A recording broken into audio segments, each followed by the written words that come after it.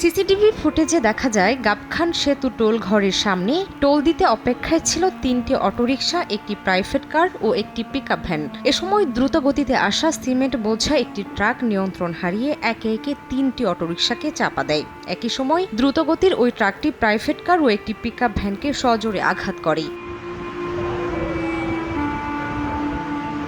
দুমড়ে মুচড়ে যায় প্রাইভেট কার, ব্যাটারি চালিত অটোরিকশা। ক্ষতিগ্রস্ত হয় পিকআপ ভ্যান ও সড়কের পাশে থাকা একটি দোকান। বুধবার দুপুরে মর্মান্তিক এই দুর্ঘটনা হয় খুলনা ঝালকাঠি মহাসড়কের গাবখান এলাকায়। এতে ঘটনাস্থলেই প্রাণ হারান পথচারী সহ ১২ জন, আহত হন আরও ১৪ জন। তাদের মধ্যে বিয়ের দাওয়াতে যাচ্ছিলেন কয়েকজন। একটা মাইক্রোবাস ছিল, একটা মিনি ট্রাক ছিল।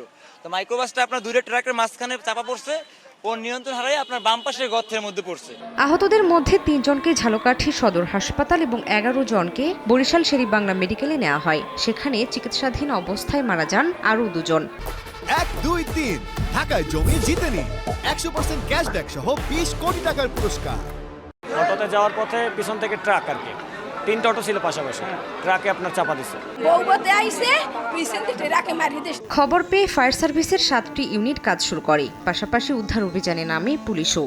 দুর্ঘটনার ভয়াবহতা উপলব্ধি করে আমরা প্রতিবেশী অন্যান্য স্টেশন থেকেও আমাদের সর্বমোট 7টি ইউনিট এই দুর্ঘটনাস্থলে এসে আমরা উদ্ধার কাজ শুরু করি। নিহত ১৪ জনের পরিবারকে ৫ লাখ ও আহতদের ১ লাখ টাকা করে অর্থ সহায়তার কথা জানায় জেলা প্রশাসন। দুর্ঘটনা তদন্তে ৪ সদস্যের কমিটি গঠন করা হয়েছে। তদন্ত কমিটি অলরেডি গঠন করা হয়েছে।